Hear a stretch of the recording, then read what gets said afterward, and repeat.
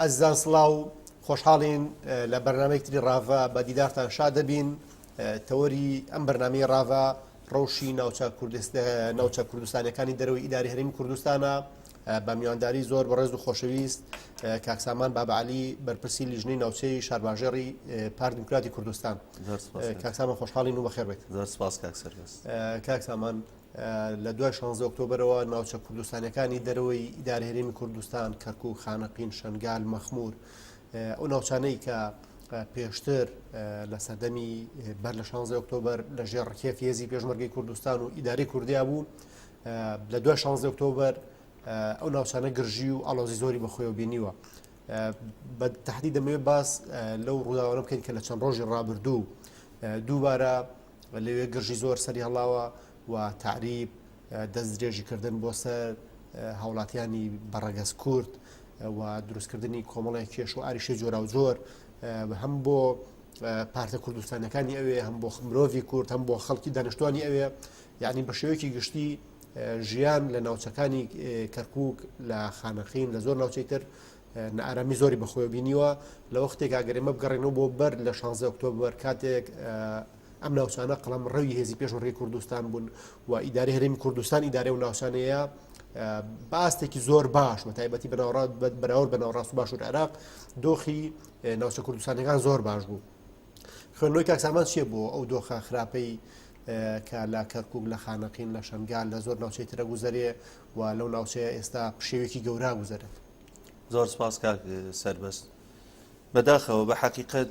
لە دوای ڕووداوەکانی 16 ئۆکتۆبر ئەو دۆخەی کە ئێستا هاتۆتە ئاراوە پێشبینی کراوە بوو بەو پێی کە دۆخێکی ناساییەوە میلیشیاکانی حەشدی شعبی و بوونی سوپا لە ناو شاری کەرکووک و لە ناوچە جێناوکۆکەکان هۆکارێکە بۆ گەڕانەوەی بەداخەوە ئەوەی کە حتا هاوڵاتیانیش باسی یەکەن گەڕانەوە بۆ دۆخێکی ناهەمواری ڕابردووی کە لە سەردەمی بەعس ئەکرا مەوزوعی تعریب و تەبعیز و ڕاگواستن. بەداخەوە بەڕاستی بارودۆخی ئەو ناوچانە بارودۆخێکی نائاسایی نییە و هۆکارەکان وازەحن. وەکو جەناب دامەژت پێدا بەر لە 16 ئۆکتۆبر ئەتوانین بڵێن نزیکەی لە 100% خاکی هەرێمی کوردستان لەژێر دەسەڵاتی حکوومەتی هەرێمی کوردستان و هێزی پێشمەرگەی کوردستان بوو. بەڵام ئێستا نیوەی خاکی کوردستان بەعکسەوە ئێستا لە ژێر دەسەڵاتی بەداخەوە حکوومەتی هەرێمی کوردستان دانیە. لەبەرەوە بینین بە تەبیعەتی حاڵ ئێمە بەڕاستیەکەی کورد هەر لە دوای دروستبوونی دەوڵەتی عێراقەوە لە 1920 تا ئەگاتە ئێستا بە جیاوازی گۆڕانکاری لە مەسلەی ڕژێمەکانە، بەڵام ڕوئیا و دنیابینی ئەوان بۆ مەسلەی کورد و پرسی کورد نەگۆڕاوە. وەکووە بین ئەوان هەمیشە بە منطقی هێز مامەڵیان لەگەڵ دۆزی کووردا کردووە. لەبەرەوە ئەو حاڵەتی کە هەیە بەداخەوە حاڵەتێکی پێشبینی کراو بوو. وەکووە بینی ئێستا مەسەلەن لەم ڕۆژانە لە گوندی پەلکانە بینیمان بەڕاستی لە ناحەی سەرگەڕانی قەزای دووبس کە کۆمەڵێک لە ماڵ عەرەبەکان گەڕابوونەوە چوونەوە خانوانی کە کوردەکان چۆڵ بوونیان دەرفەتیان لەوە هێنابووە بە پاڵپشتی حەشدی شعبی و بەشێک لە سوپای عێراقی و حتا لە کۆمەڵە شوێنی تر لە خانەقین لەو ڕۆژانە بینیمان بەڕاستی لە میدیاکانەوە، یعنی حتا بەرهەمی ڕنج و تێکۆشانی یەک ساڵی جوتیاران با بڵێن بەرهەمەکانیان ئەسووتاندن و گرتن و مەسلەی حتا لە ڕووی ئیداریشەوە گەر سیر بکەی لە ناو کەرکووک و لەو شوێنانەی تر گواستنەوەی فەرمانبەرانی کورد،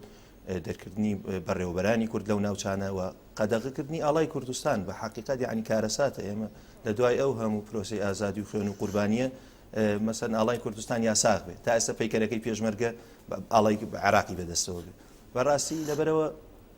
ئەمە پێچەوانی هەموو و تەوقعاتی ئەو کەسانە بوون کە لە دوای 16 ئۆکتۆبر گەڕانەوە پێیان وا بوو کە کەرکووک شارێکی ئارامە و داوای گەڕانەوەی خەڵکیان نەکردووە، بارێکی زۆر حتا باسیێوایان نەکرد بە گاڵتە و تۆبزیەوەیان و چایەک فڕ بکەین و دۆمینە بکەین. بەداخەوە یعنی بەڕاستی بارودۆخی کەرکووک بارودۆخێکی باش نییە و پێویستی بەوە هەیە لە سەرئاستی سەرکردایەتی سیاسی کوردستان بە جددی بیر لەوە بکرێتەوە پرۆژەی تایبەتی هەبێ بۆ ئەو ناوچانە. لەبەرەوە بەڕاستی ئەبێ جەخت لەسەرەوە بکرێتەوە کە پەلە بکرێت لەوەی کە دۆخی کەرکووک بەر لە هەر شتێک ئاسایی بکرێتەوە و حەشدی شعبی و سوپا بچنە دەرەوەی شارەکان. لە ڕاستیە پۆلیس وەکوی کە پێشتر قەراری لەسەر دراوە ئیشی لەسەرکراوە بە هاوبەشی بە پێکاتە جیاوازەکانی ناو کەرکک دۆخی کەرکک لە ڕووی یاسایی و لە ڕووی یاساییەوە کۆنتترۆل بکەن و سوپا و ئەو هێزە چەکدارانی کە لە ناو شارەکەن بچنە دەرەوە بەڕاستی بەرەوەی دۆخی کەرکک ئاسایی بێتەوە. کاکسەمان باسی سوپات کرد لە ناو شارەکەیە یعنی گە تۆ تەماشا بکەی کەرکووک کە بەپی مادە 140 بەشێکە لە منتیقەی جەناکۆک و پێویستە بەپی دەستور کۆمەڵە ڕێکاری یاسایی بگیرێتە بەر بۆی کە چارنووسی و ناوچانەیەک لا بکرێتەوە. بەڵام ئەگەر تەماشا بکەین لە دوای 16 ئۆکتۆبەر ئەو منتیقانە کەرکووک خانەقین زۆرێک دیتر لەو ناوچانی کوردستان کاکەونە دەرەوەی ئیداری هەرێم حەشدی شعبی بەڕێوەیە بە یعنی نەکەرەوەی کە سوپای عێراقی و پۆلیسی فیدراڵی و پۆلیسی کەرکووک و پۆلیسی خانەقین ئیداری منتیقە نایەن حەشدی شعبی کە کۆمەڵێک میلیشای جیاوازن یعنی هەرێکە و دەستی گرتووە بەسەر بەشێ لەو مەناتقانەیە بە ئارەزوی خۆی بەکاری هێنێ ئەوەی کە حەشدی شعبی لەم ناوچانە بێت تاسەن مەترسیە بە تایبەتی یعنیمە جەنەب داگەداری لەوەی کە حەشدی شعبی پێکاتێکی مەسەبی هەیە و ڕەنگە کۆمەڵێک ئایدۆلۆژیا کۆمەڵێک خەون و خەیاڵاتی زۆر خراپشی هەبێ بۆ خەڵکی منتیقەوە بۆ قەزەی کورد لە ناوچێ. بە دڵنیایی کاک سەربەز وەکو پێشتریش باسمان کرد ئەگەر لە ڕابردووە حیزبی بەعس سیاسەتی تەبعیز بەجیا لە مەوزوعی تعریبکردن تەبعیزکردنی یەگرتە بەر ئێستا دۆخی ئەو ناوچە کوردستانیانە حتا مەوزوعی بەشیعەکردن و تەشەیوع بەڕاستی شتێکی فراوانە یعنی لەو ناوچانە کە ئیشی بۆ کرێ گۆڕانکاری بەجیالەوەی لە مەوزوعی مەسەلەی دیموکرافی لە ڕووی مەذهبی شەوەکوی کە جەنابەت باست کرد بەڕاستیەکەی ئیش لەسەرەوە کرێ مەذهبگرای شیعە لەو ناوچانە حتا پەرەی پێ بدرێ لەبەرەوە سروشتی ئەو شوێنانەی کە داگیر ئەکرێ بە حەقیقەت لە بەرژەوەندی دەسەڵات و ئەو لایەنەی کە هەیمەنی هەیە بەسەریا هەوڵ ئەدرێ لە هەموو ڕێکەوە گۆڕانکاری تیا بکرێ لەبەرەوە دۆخی کەرکووک بەڕاستی دۆخێکی باش نییە لە کاتێکە بەپی هەموو ئەو هەڵبژاردن و سەرژمێریانەی کە لە ڕابردووە کراون هەر لە 1923 و 27 و 47 و دواتر 57وانە تا ئاگات ئاخر سەرژمێریەکان کە کراون هەمووی بەڕاستی کورد بە سەرباری هەموو ئەو تعریب و ڕاگواستانەی کە کراون لەسەر ئەو شارە کورد هێشتا هەر زۆری نەبووە کورد هێشتا بەپی ئاخر با بڵێن سەرژمێریەکە زۆر پشتی پێبەستێ ساڵی 57 کورد نزیکەی لە ساڵ 53 دانیشتوانی شارەکە بوو و لە هەموو ئەو هەڵبژاردنانەشی کە لە دوای پرۆسەی ئازادی عێراق و 2023 کراون لە ڕاستیە کورد ئەکسەریەت بووە بەڵام ئەگەر ئەو دۆخە بەو شێوەیە بڕوە گۆڕانکاری بەسەرایە بۆ نمونە ئێستا حتا لە دوای 16 ئۆکتۆبەر یەک مەسەلەی خەدەمات بەڕاستی بۆ شوێنانە نەکراون ئەو کوردانی کە لە دوای 2023 گەڕانەوە شوێن و ڕێکانی خۆیان خانویان بۆ دروستکرا و ناوچەکانیان یەک خەدەماتی بۆ ناکرێ خانۆکانیان لە هەندێک شوێن بەڕاستی ئێمەی بینین لە میدیاکانەوە بەداخەوە خانۆکانیان ڕوخێنن یعنی ئەوان هەوڵێن ئەو بارودۆخە بگەڕێنەوانێ بەڕاستی بۆ سەردەمی ساڵی 75 ئەو کاتێک کە دوا قۆناغی مەسەلەی تعریب گەشتە لووتکە ئەو کاتانی کە عەربی هاوردیان هێناوە لە شوێنانە نیشتەجییان کردوون لەبەرەوە ئەوان بەڕاستی مەحاولاکەن بیگەڕنەوە بۆ ئەو دۆخەی ڕابردوو لە ڕووی دیموگرافیەوە گۆڕانکاریەک بەسەر کەرکووک هەبێن کە نیسبەی عەرەب بەڕاستی سەرخەن لەو شوێنانە یعنی بە شێوەیەک لە شێوەکان سیاسەتی تعریب و ئەمان هەوڵێن ئەو دەسەڵاتەشی کە هەیەە بەکاری بێن بۆ نمونە لە ڕووی کارگەڕی و ئیداری و گواستنەوەی فەرمانبەران و بەڕێوەبەرەکانیان فەسڵکردنیان حتا خۆ هەر مەسەلە لایەنی ئەمنی نییە ئێستا سیر بکە لەسەر ئاستی تەندروستی لەسەر ئاستی بەڕێوەبەری وەرزشیان لابردوبوو لەو ماوەی ڕابردووە بەڕاستی اینجا لەبەرەوە کەرکووک بەڕاستی ئەبێ خەمی بخورێ و لە پێش هەموو شتێکەوە بەر لەوەی شەڕ لەسەر مەسەلەی پۆست و پۆستکاری لە کەرکووک پرێکێ پارێزگاریان پارێزگار نییە بیر لەوە بکرێتەوە چۆن دۆخی ئەم شارە ئاسایی بکرێتەوە ئێستا میلشیا بەڕاستی میلشیا بەڕێوەیە بە یعنی ئەو هەنگاوانی کە ئێنێن ئەوە دەسەڵاتی میلشاگەریە تۆ بەکارهێنانی دەسەڵاتی ئیداری و سیاسی بۆ مەبەستی تایبەتی و بۆ کۆمەڵێک مەسائلی تایبەتی کە مەغزای سیاسی لە پشتەوەیە لەبەرەوە ئەبێ بەڕاستی پەلە بکرێت لەوەی کە خەمێک لە دۆخی کەرکووک بخورێ ینی حتا ئێستا بەیانی کورد لەسەرەوە ڕێک بکەوێت کە پارێزگارێکی کووردا بنێن هێشتا گرنتی نییە بۆ ئەوەی کە ببێتە پارێزگاری کەرکووک چونکە 2000 تۆ ڕاستە 26 ئەندامی ئەنجومەنت هەیە بەڵام ئایا مەسەلەن عەرەب و تورکمانەکان کە 15 کورسیان هەیە بایکۆت ناکەن ئایا ئەو کاتە مەسەلەن دۆخێکی خراپ لە شارەکە دروست ناکەن لەبەرەوە دوجار ئەبێ بەر لە هەر شتێک سەرکردایەتی سیاسی کوردستان یەک خطابی سیاسی یەکگرتووی هەبێت تایبەت بە دۆسەی کەرکووک و اینجا ئەمە لەفەر لەگەڵ حکوومەتی عێراقی ئێستاە کە خۆشببختانە لە دوای هاتنی بەڕێز عادل عەبدولمەهدی و سەردانی جەنابی سەرۆک و کێشە و ئاریشەکان بە ڕادەیەکی زۆر ڕەویتەوەتەوە و ئێستا بەڕاستی مێزێگەیە بۆ گفتوگۆکردن، یعنی جاران جیاواز بوو، جاران مەسەلەن ئێمە بینیمان بە حقیقت لە دوای ساڵی 2005 کە کاتێک دەستوری عێراق تێپەنرا مادەی 140 هەمومان نەزانین بۆیە دۆ قۆناغی جێبەجێکردنی ئەو مادەیە سیوەکی 12 ساڵی 2007 وایە بەداخەوە کە نەکرا و هەرسێ قۆناغەکانی مەسەلەن ئاساییکردنەوە و سەرژمێری و ئیستیفتا جێبەجێ بکرایە، بەڵام وەکو بینیمان لە لەسەردەمی مالیکی و نە لەسەر دەمی عەبادی نەکرا بەڵکو نەک ئەوەی کە جێبەجێ نەکرا هێزیان هێناینە سەر هێزی جیجلیان دروست کرد، هەوڵانەدا بارودۆخی ئەو ناوچەیە بەسەر بازی بکەن، هەوڵانەدا و وەکوی کە خۆشیان فعلەن خۆشیان دزیەوە و کۆمەڵی کێشە و ئاریشە و گیرروگرفتیان بۆ ئێمە دروست کرد تا گەشتە ئەوەی کە ساڵی 2014 بودجە و قوتی خەڵکی کوردستانیشان برد. بەڵێ دەستخۆش گاک سامان پێم خۆش لەسەر پرسی پێکۆژیان لە کەرکووک قسە بکەین کە بۆ نمونە ئەگەر تەماشا بکەی پێکاتەیەکی یان مۆزەکەی مۆزایەکی زۆر جوان لە کەرکووکەیە لە پاڵ بوونی کورد وەکو بۆ نمونە نەتەوەی باڵا دەست لەوێ کە زۆرینەیە وەکو جەناب باسەکرد بە پێی سەرژمێرەکانیش لێو مەسیحی هەبوو، تورکمان هەبوو، عەرەب هەبوو، کلدان و ئاشور هەبوو و بە تایبەتیش لە سەردەمی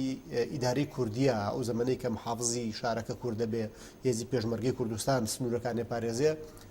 پێکۆژیانێکە بوو لە کەرکووک کە جێگەی خۆشحاڵی بوو و زۆر جار جێگەی تێڕامان و جێگەی ئەو بوو کە بۆ نمونە ئینسان خۆشحاڵ بێت لەوەی کە ئەکرێ ئەم نمونەیە بگوازێتەوە بۆ شوێنی تریش. بەڵام لە دوای هاتنی حەشدی شعبی لە دوای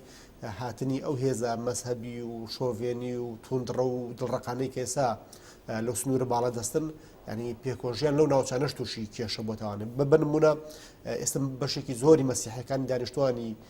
کەرکووک و خانەقین و ناوچە کوردستانەکانی تری منتقەی دوبز و سەرگەڕان و کێوکێتر ینی بەشی هەرە زۆریان ئەوانیش دووبارە تووشی کێشە بوونەتەوە، ئەوانیش دووبارە لەوەیان کە ماڵ و حاڵی خۆیان جێبهێڵن و بەردەوام دەستدرێژیان نەکرێتە سەر. پێم خۆشە لەسەر پرسیەم پێکۆژیانە قسە بکەین، ینی ڕای جەناب بچێت لەسەرەوەی کە بۆ نمونە لەو جێگەی کە پێشمەرگەی پێگات ئیداری کوردی ئیدارەکات جام جێگەی هەولێر بێ، دوهۆک بێ، کەرکووک بێ، لەم ناوچەیە جۆرێک لە پێکۆژیان، جۆرێک لە سازان، جۆرێک لە قوبوڵکردنی جیاوازی هەیە، بەڵام کاتێک هەر هێزێکی تر بە تایبەتی ئەو هێزە مەسەبیانەکەێنە کەرکووک ئەو هێزە مەسەبیانەکەێنە خانەقین و شەنگال و مەخمور و سەرگەڕان و دوبس و کوێشوێتر، ینی سێرەکەی قەتوعامێکی زۆرەکەن جگەل لە کورد نەتەوەکانی غێریتری عەرەبشە سەرنەوە، ینی خنۆی تۆچێ بۆم شێوە مامەڵە شۆڤێنیانێ. وەڵا بە دڵنیایی یەکێک لایەنە هەرە گەشت و جوانەکانی بەڕاستی کۆمەڵگەی ئێمە و دەسەڵاتی سیاسیش بە پێی قۆناغەکان و لە هەر شوێنێک حتا لە ڕابردوو بەڕاستی و ناوچانی کە پێیانەوترا ناوچەکانی شۆڕش مەسەلەن سەیرەکەی لە سەردەمی مەلا مستەفای بارزانی نەمرە ئەبینیت ئەو ناوچانە بەڕاستی ناوچەی ئازاد بوون، یعنی لە شۆڕشی ئەیلول لە ژێر سەرکردایەتی بارزانی نەمر وەکو ئەبینین بەڕاستی ئەو شۆڕشە بە تەنها شۆڕشێکی نەتەوەی نەبوو، بەڵکو میلی و نیشتمانی فراوانخواز بوو و وەکو بین عەرەب و تورکمان و کریستیان و حتا ئەرمەن و نەتەوەکانی تریش ئاهاتنە پاڵ شۆڕش. لەبەرەوە عەقڵیەتی کورد بەڕاستی لە ڕابردووشە هەروە بووە. ئێمە ڕاپەڕینمان کرد ئەو جوندیانەی بەڕاستی کە خۆیان دا بەدەستەوە، یعنی خەڵک لە ماڵەکانی خۆیانەوە لە مزگەوتەکان مەسەلەن لە دەرگای ماڵەکانیان بۆ کردنەوە لە مزگەوتەکانیان حاوانەوە خواردنیان بۆ بردن. لەبەرەوە دائیمەن مەوزوعی کەلتوری پێکەوە ژیان لەناو کۆمەڵگەی ئێمە لایەنێکی گەش و جوان بووە. ئێستا سیر بکە مەسەلەن حکوومەتی هەرێمی کوردستان حکوومەت لەو ناوچانەی کە با بڵێن وەکو دیفاکتۆ ئێستا حکوومەتی هەرێمی کوردستان دەسەڵاتدارێتی تیا هەیە، بزانە چەند ئەبینین حتا ئێستا لە بازاڕەکانی کوردستانە، یعنی لە هەندێک شوێن بەڕاستیەکەی ئەوەندەی عەرەبە بینی بەجددی، یعنی ئەوەندە خەڵکی خۆمان لەناو بازاڕەکانە نابینی لە کاتێکە ئێمە هەموو لای مەسەلەن تو بۆ تورکمان ئەوانی تریش هەر کریستیانەکان ئەرمەنەکان قسەکە لەسەرەوە یعنی مەترسیەکیان نییە، زۆر بە ئازادی ئەسوڕێنەوە و زمانی خۆیان قسەی پێیەکەن و ئەوەی کە ئەیانەوێ مارەسەی ئازادی تاکە کەسەکانی خۆیانەکەن. لە کاتێکا بۆ منێکی کورد مەسەلەن بای ئەوە متمانە بەوە نییە بچم لە ناوچەکانی ژێر دەسەڵاتی ئەوانە ئەوە بکەم. لەبەرەوە ئەوە وازەحە بۆ خۆی مەوزوعی کورد بەڕاستی دائیمەن ئەو مەسەلەی سەفحە و پێکەوە ژیانە هەبووە، حتا لەناو ئەنجومەنی مەحافەزەی کەرکووکە ئەو 26 ئەندامی کە کورد هەیەی عەرەبی تێدایە لەسەر لیستی کوردستانی هاوپەیمانی کوردستان برایەتی عەرەبی تێدایە تورکمانی تایە یعنی لەبەرەوە کورد دائیمەن بەو چاوە لەبەرەوەی خۆی میلەتێکی بەڕاستیەکەی بە زەبر ژێردەسە بووە بە زوڵم و زۆر و بە فشار بۆ هێنان ژێردە بە ناچاری ژێردەسە بووە باجی ئەوەی داوە لەبەرەوە حتا لە یاسا و ڕێساکانی حکوومەت یاریمی کوردستان ئەو نەتەوە کەمە نەتەوانەی کە لەگەڵ گەلی کوردستان ئاژین هەموو ماف و امتیازات و مارەسەکردنیکی مافی خۆیان پێدراوە دەستان خۆش بێ کاک سامان بوونی داعش یا زیندوبوونەوەی داعش لەو ناوچانە یانە سێکێک لە شتانەی کە لە میدیاکانەوە زۆر بیستین و ئیداری ناوچەکانی زۆر جار ئاماژەی پێکەن لەوەی کە لە بەشێک لەو ناوچانە بە تایبەتی لە دەوروبەری نزیکی شارەکان جموزۆڵی داعش هەست پێکرێت لەوەی کە بۆ نمونە زۆر جارە بێ بە هەڕەشە بۆ سەر خەڵکی منتێقە و بە تایبەتیش بۆ ئەوانەی کە قومیتیان کوردە ئەوانەی قومیتیان سونەیە ئەوانەی کە بەشێک نین لە فکر و بیر و باوەڕی داعش لەو منتیخانە ئێستا جموزۆڵەکان زۆر زیادی کردووە یعنی سەرباریەوە کە بۆ نمونە سوپای عێراق تاواجودێکی گەورەی هەیە لەو ناوچەیە حەشدی شعبی بە هەموو ئەو پێکاتە جیاوازانەی کە هەیەی کە ژمارێکی زۆر لە مۆڵگیان لەو ناوچانە دروست کردووە بەڵام دووبارە داعش گەڕاوەوە بۆم ناوچەیە بەڵام ئەگە بگەڕێنەوە بۆ زەمانێک کە پێشمەرگە لەم ناوچەیە بووە پێشمەرگە بە ئاستێکی باش ئەیتوانی بۆ نمونە سنوورەکان بەپارێزێ و مەترسی داعش و توندڕەوی و تیرۆر لە ناوچەکە دوور خاتەوە هەز ناکەی هاتنەوەی داعشیش بۆ ئەو ناوچانە بۆ خۆی جۆرێکی تەروێت لە پیلان بۆی کە گوشارێکی زیاتر بخەن سەر خەڵکی کوردستانیانی ئەو ناوچەیە گومانی تێدا نییە بە حقیقت لەم ئانووساتەی کە با بڵێن ئەوان لایەنی دەسەڵاتی ئەو ناوچانە مەبەستێتی کە گۆڕانکاری بەسەر ئەو ناوچانە بهێنێ ئەنواع وەرەقە هەیە بەکاری هێن بەڕاستی مەوزوعی سەرهەڵدانەوەی داعشیش لەو ناوچانە یەکێکێک لەو هۆکارانە ئێمە زانین بەڕاستی ئەو ناوچە جێناکۆکانی و کە باس کراوە حتا کاتی خۆشی ڕێکوتنەکان بەو شێوەیە بوو تا جێبەجێکردنی مادەی 140 لەلایەنی دەستوری و قانونیەوە ئەو ناوچانە ئەبێ لە ڕووی ئەمنیە و بە هەماهەنگی لە نێوان پێشمەرگە و سوپای عێراقیا بەڕێوە ببردرێ بەڵام ئێستا فراغی ئەمنی دروست بووە حتا خەڵکی ناوچەکان خۆیان داوای ئەوەکەن کە لە زۆری کە هێزی پێشمەرگی کوردستان بگەڕێتەوە ئەو ناوچانە لەبەرەوەی مەترسی سەرهەڵدانەوەی داعش و ڕێکخراوە تیرۆریستیەکان و میلیشیاکان لەو ناوچەیە سەر هەڵنێنەوە بە دڵنیایی کاریگەری زۆرە و یەکێک لەو هۆکارانی کە وای کردەوە دۆخە بگات بەم حاڵەتی ئێستا ئەوەیە کە بەداخەوە هێزی پێشمەرگی کوردستان لەو ناوچانانی کە سامان دوای ئەم ڕووداوەکان کە بۆ نمونە گرژەکان زۆر بوون ئەوەی کە بڕێزت باست کرد لە سەرگەڕان و کۆمەڵە شوێن دەست بەسەر ماڵ و مڵکی کورداگیرە خەڵک ئاوارەکرا ماڵیان ڕوخێنرا بەشێک لێ دەخڵودانی کوردەکان یا سووتێنرانیان عەرەبەکان چنیانەوە سەرۆک مەسعود بەرزانی هاتوۆتە خەت ینی پێچێ لەو یەک دو ڕۆژی ڕابردوو هەندێک جموزۆڵی دیبلۆماسی و پەیوەندی سیاسی هەبوو بێ خوێندنەوە چێ بووی کە بۆ نمونە جەنابی سەرۆک هاتووتە خەت بۆ پرسێکی ئەوها هەستیار بە دڵنیایی ینی ئینکار لەوە ناکرێ بەڕاستی ڕۆڵی سەرۆک بارزانی لە مەسەلەی خەمخۆری بۆ قەزەی کوردووە داکۆکیکردن لەو شوێنانی کە هەیە حتا مەوزوعی کەرکووک ئێستا قسەی لەسەرەکرێ بەڕاستی پارتی بۆیە هێڵی سووری لەسەر هەیە حقیقت داواکە کە دۆخی ئەو ناوچانە بەر لەوەی هەر شتێکی تیاکرێ بگەڕێتەوە دۆخی ئاسایی خۆی لەبەرەوە بە دڵنیایی جەنابی سەرۆک بارزانی ڕاستە لە میدیا و ئیعلامەوەکو پێویست باز نەکراوە بەڵام هاتۆتە سەرخەت و بەڵێنی وەستان و چارەسەرکردنی ئەو کێشانەشی وەرگرتووە بەڵام وەکو بینین بە دیوێکی ترە بەداخەوە مەسەلەن هەندێک هێزی سیاسیتر لەسەر ئاستی عێراق و هەماهەنگی بەداخەوە ینی کەسانێک لە ناو هێزە سیاسیەکانی هەرێمی کوردستانیش کە پاڵپشتیانەکەن لێرە و لەوێ قسە لەسەرەوە کرێ حتا لە میدیاکانیش باشکرا قسە لەسەرەوە کرێ کە پرۆژەیەک هەیە بۆ لێدانی حکوومەتەکەی بەڕێز عادل عەبدولمەهدی مەسەن قسە لەسەرەوە کرێ کە پرۆژەی حەیدەر عەبادی و بە پاڵپشتی مالیکی و کۆمەڵێک کەسانی سیاسی لە ناو هێزە سیاسیەکان بەداخەوە لەسەر ئاسی کوردستانیش وەکووە بینین مەسەلەن مارکێتینگی بۆکەن لە ڕووی ئیعلامیەوە حتا لەسەر مەسەلەی مەوزوعی و ئیستیحقاقانەی دوایە لە پرۆژەی بودجە بەدەسات ئەوەی کە پەیوەندی بە مەسەلەی موچەوە هەیە ئەبینین یعنی یەک کێشە یاسایی تیانیەوە محکەمەی فیدراڵیش لەسەر و مەوزوع هاتە سەرقەت و قسەی کرد بەڵام لێرە و لەوێ لە هەندێکی ئەعلامەوە قسە لەسەرەوە کرێکە حکوومەتی عێراقی مەسەلەن موچە ئابڕێ ئەمانە شەڕی دەرونین هاوکات لەگەڵ هاوکات لەگەڵ هەنگاوە مەدانیەکان لەو ناوچە جێناکۆکانە و کێشە دروستکردن بۆ کورد لە ڕووی ئەعلامیشەوە بەڕاستی ئامادەکاری بۆکرێ لەبەرەوە بەڕاستیەکەی ئەبێت سنوورێک بۆ ئەو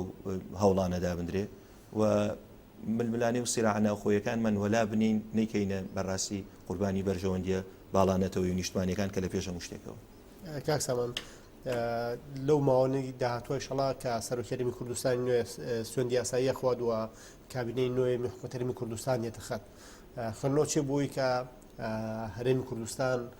لەم کابینەی داهاتووە ئەو لەوێتی گرنگدانەوە بێت بە کەرکووک بە ناسنامەی کەرکووک کوردستانی بوونی کەرکووک بە چارەسەرکردنی و کێشانە وەزای دەنە و کێشانەی کە جەنا بشت باسێک لەوەی کە ئێستا پەیوەندیکی باشەیە لەگەڵ حکوومەتەکەی عراقیە بەڵام دووبارە بەشێک لە هێزە ڕەگەز پەرستەکان کار بۆواکەن کە پەیوەندی نێوان هەرێمی کوردستان و بەغدا تێک بچێەوە ئەوان ناڕەزامەندن بۆی کە بۆ نمونە بەشە بۆزی هەرێمی کوردستان بدرێت یان پەیوەندیەکان ئاسایی بکرێتەوە یان ئەوەی کە مامەڵەیەکی یاسایی و دەستوری لەگەڵ هەرێمی کوردستان بکرێت گەشتبینی بۆی کە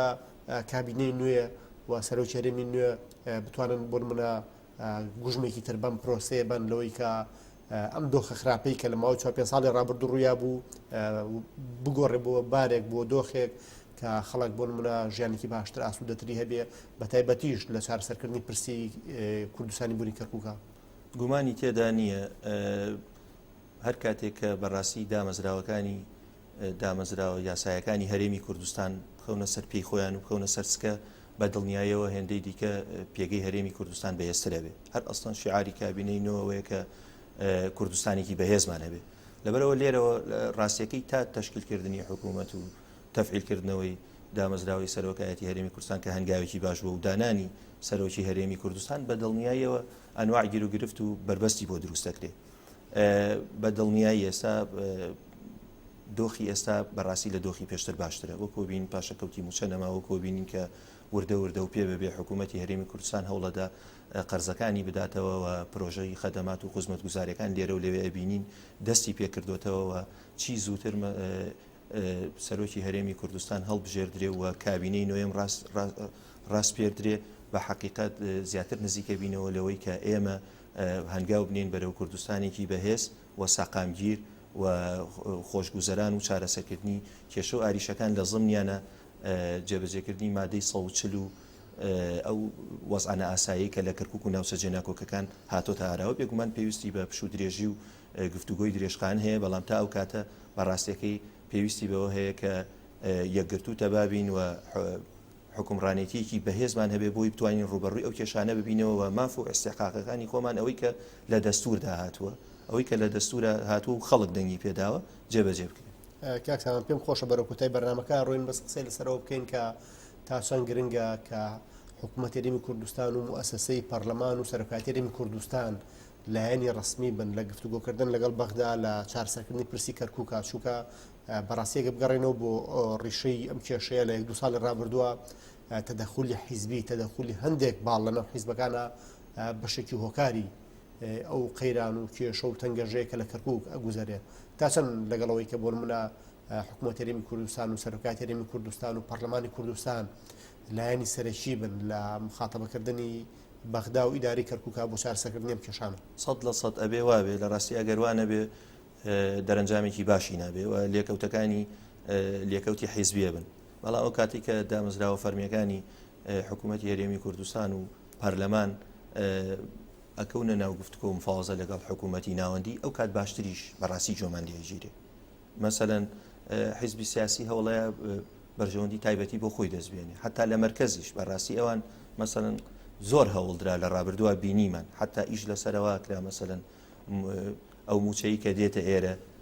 وەکو لامەرکەزی داری مامەڵی پێوە بکرێ و لە ڕێگای حکوومەتی هەرێمی کوردستانەوە نەبێ زۆر محاولە کرا مەسەلەن کیانی هەرێمی کوردستان وەکو کیان نەمێنێ بەڵام هەموو ئەوانە بەڕاستی خۆشبەختانە سەرکەوتوو نەبوون لەبەرەوە ئیرادەی خەڵکی کوردستانی لە پشت بووە سەرکردایەتیەکی حەکیم و خودی جەنابی سەرۆک بەرزانیش لە پشتی ڕاوەسا بوو لەبەرەوە بە دڵنیایی چەند بتوانین پەیوەندیەکان لەسەر ئاستی دامەزراوەیی بن و ئەوەندە ئەتوانین زووتر نزیکتر ببینەوە لە بەدەستێنانەوەی ئەو مافانەی کە پێشێل کراون و ئەو ناوچانەشی کە لە دەستمان چوون. کاک سامان لەبەر بابەتەکەمان هەر پرسی ڕۆژی ناوچە کوردستانەکانی دەرەوەی ئیداری هەرێمە پێم خۆش لە کۆتا پرسیارە بکەم کە تا چەند گرنگە ئەو هێزانەی کە لە کەرکووک و دەرەوەی کەرکووکن هێز کوردەکان بە تایبەتی هەماهەنگ بن لەوەی کە بۆ نمونە تەدەخولی زۆر قەزەی ئیداری نەکەن بۆ نمونە بەشێک لە کێشەکان لە کەرکووک ئەگەڕێتەوە بۆی کە هەندێک هێزی سیاسی هەندێک سەرکردە لە ناو هێزە سیاسیانە تەدەخولی شؤونی کەرکووکیەکانەکات و لە جاتی کەرکووکیەکان بڕیارەیات و زۆر جاری شەوڵی نسە بۆ نمونە ئەنجومەنی پارێزگای کەرکووک وەلا بنێن خوێنەوە چێ بۆی کە یان پێشبینت چێ بۆی کە چۆن وا بکرێت کەرکووک بە شێوەیەکی تایبەتمەندتر مامەڵەی لەگەڵا بکرێ و کێشەی کوردستانی بوونی کەرکووک ئەوەندە بە حیزبی نەکرێت. کەرکووک لە ڕاستیەوەکوی پێشتریش باسمان کرد تایبەتمەندی خۆی هەیە. کەرکووک مەسەلەن لە ڕاستیە بەجیا لە مەوزوعی خوێندنەوە ناوخۆیەکان بە حەقیقەت یعنی با بڵێن چاوی وڵاتانی دراوسێشی لەسرە لەبەرەوە بێ هەموو تایبەتمەندیەکانی لە بەرچاو بگیرێ و کێشەی کەرکووک بەڕاستی بە تاگلایەنە چارەسەر ناکرێ و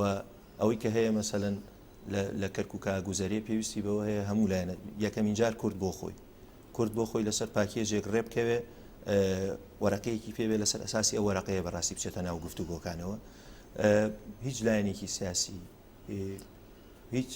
شخصێکی سیاسی بەتەنها هیچ هێزێک بەتەنیا ناتوانێت لە ڕاستیە تەحەکوم بە وەزعی کەرکووکەوە بکە.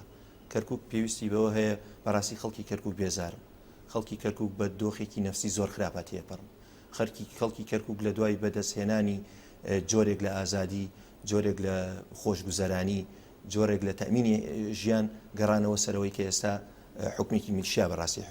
حکومڕانێتیان کە لەبەرەوە حەد لە ڕووی نەفسیەوە بەڕاستی وێران بوون لە ڕووی ژیان و گوزەرانەوە ئەوەیە کە ئەیبینین دەبەرەوە ئەبێت دۆخی کەرکووک ئەو تایبەتمەندیانەی لە بەرچاو بگیرێ و هەموو لایەنە سیاسەکانی کوردستان بەڕاستی پەلە پرۆسکەیتیان نەکرێ بۆ بەدەستهێنانی پۆستێکی زیاتر گرنگ نییە مەسەلەن چی لایەنێکی سیاسی پۆستیە گرنگەوەیە مەسەلەن کورد چۆن بتوانێ یعنی ئەو ڕوویا ئەو عەقڵیەتی کە هەیە ئەو هێزەی کە ئێستا لەوێ دەسەڵاتدارێتێکە لیان لایەن بگۆڕیان کۆتایی پێبێنێ چکە ناکرێ بەڕاستی تۆ مەسەلەن لەژێر بارودۆخێکی ئاوایە بیر لەوە بکەیتوانێت کە وەزعی کورد چۆن بێت تا ئەو دۆخە ئاسایی نەکەیتەوە لەبەرەوە پێویستمان بەوە هەیە بە حەقیقەت بە یەکدەنگی ڕێبکەوین لەسەر پاکێجێک وەکو باسمان کرد و تایبەتمەندیەکانی کەرکووک لە بەرچاو بگیرێ و هەوڵ بدەین و لانی کەمی مافەکانمان لێ بەدەستبێنینەوە. دەستان خۆش بێت کاتی بەڕامەکەمان کۆتایی هات زۆر سپاس کاکسامان بابعەلی بەرپرسی لیژنەی ناوچەی شارباژێر خۆشحاڵ بووین کە لە بەرنامەی ڕاڤ ئامادە بوویت. سپاس بۆ جەنابیش سپاس بۆ دەرفەت ئەزان تا ڕاوەکردنی پرسێکی تر بەخواتان ئەسپێرین و خواتان لەگەڵ.